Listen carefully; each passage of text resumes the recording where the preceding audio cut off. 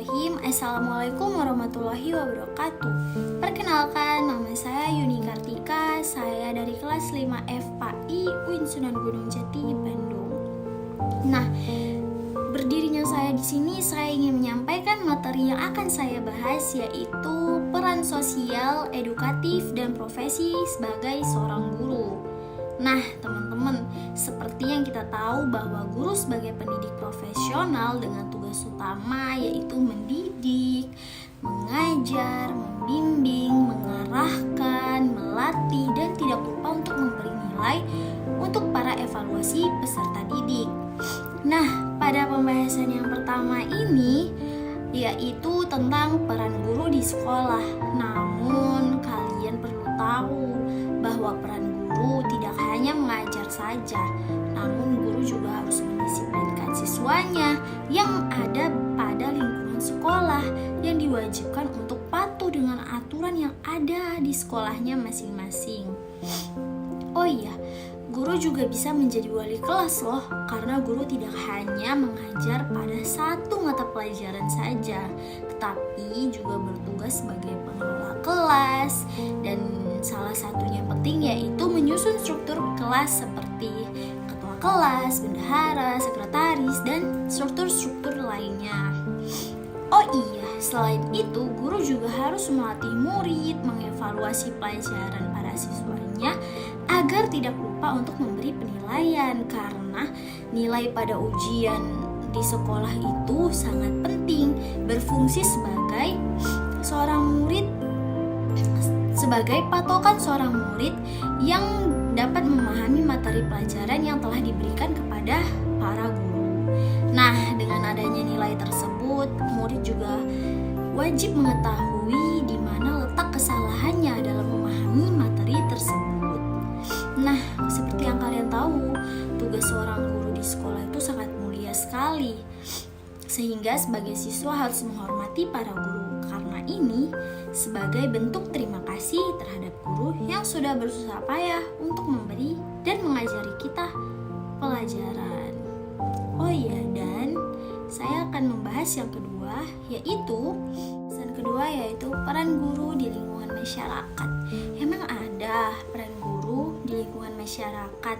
Ada dong, karena guru berperan sebagai mediator atau bisa kita sebut sebagai penengah antara masyarakat dengan dunia pendidikan, khususnya di sekolah nih.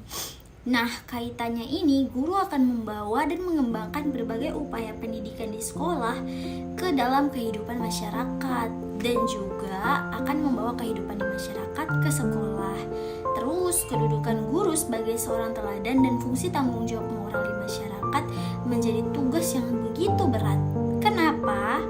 Karena baik secara langsung dan tidak langsung guru bertanggung jawab atas generasi bangsa yang dihasilkannya. Perilaku anak bangsa menjadi salah satu tolak ukur bukti pendidikannya. Oh iya, namun bukan berarti ini menjadi tanggung jawab para guru sepenuhnya ya. Karena keluarga dan masyarakat di sekitarnya pun memiliki andil perilaku yang berlaku. Sedikit pesan dari saya yaitu di dalam masyarakat kita tidak boleh menjadi guru yang mengguruin, tapi jadilah pendidik yang terdidik dan jadilah masyarakat dengan jiwa seorang guru. Oh iya, pembahasan pada selanjutnya yaitu pada materi ketiga yaitu tentang apa saja sih yang dilakukan oleh setiap profesi masing-masing guru. Nah, ada 13 profesi yang wajib dikuasai oleh seorang guru. Yang pertama, seorang guru harus menguasai ilmu pendidikan termasuk konsep teori dan proses yang ada. Nah, yang kedua, seorang guru harus menguasai teaching learning strategies. Yang ketiga, seorang guru harus memahami ICT dan menguasai untuk apa sih yang diaplikasikan dalam proses pembelajaran. Nah, yang pertama itu untuk mendukung penerapan learning strategis yang dikembangkan oleh masing-masing guru. Yang keempat apa ya? Yang keempat, menguasai developmental psikologi anak, dan psikologi kognitif. Yang kelima, menguasai teori belajar dalam suatu pengajaran. Yang keenam, memahami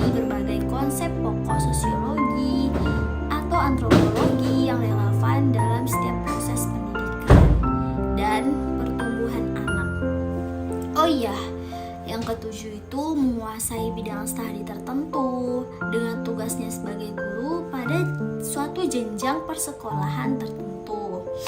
Dan guru juga harus memahami administrasi pendidikan, terutama tentang manajemen of learning, menguasai konsep dan prinsip pengembangan kurikulum, memahami dan menguasai pendidikan nilai-nilai, memahami proses dan dampak apa aja sih yang akan terjadi pada globalisasi serta implikasi terhadap proses pendidikan yang terjadi pada peserta didik. Oh iya, guru juga harus dapat memahami strategi environment.